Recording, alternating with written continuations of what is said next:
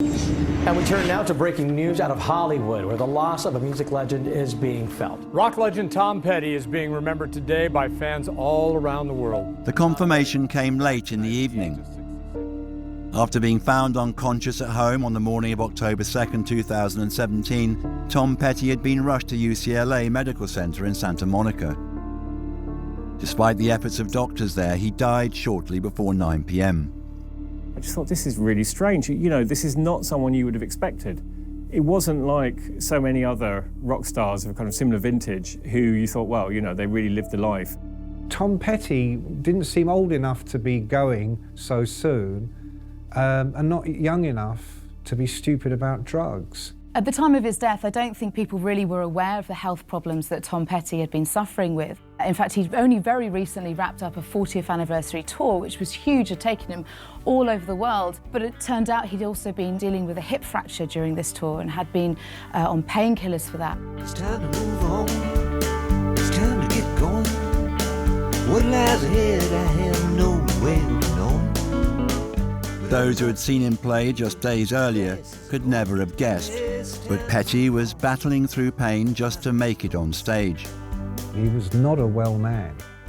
He had a fractured hip, which steadily got worse as the tour continued. He was suffering from emphysema from all his years of smoking. He's taking a lot of pain pills. He's taking sleeping pills, he's taking antidepressants. A man in his 60s should have taken it easier, but it's this combination of kind of keeping the show on the road and getting older. Doctors have been prescribing this whole cocktail of pharmaceutical drugs. I mean, they were opioids of various shapes and forms, and it killed him.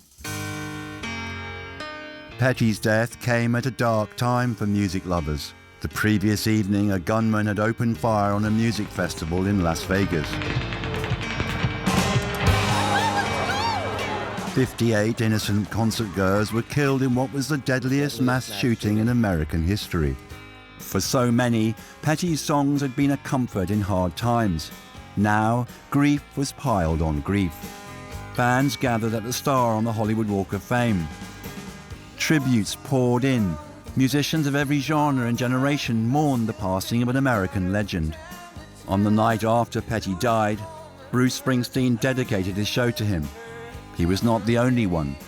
Coldplay, The Killers, U2, and the Red Hot Chili Peppers, they all paid tribute in their sets. What I realised when he died was how loved he was and how respected within the musical world he was. I think it's clear to see that Tom Petty was a musician's musician. He was really well respected by his peers, by his contemporaries, by people who came before and after.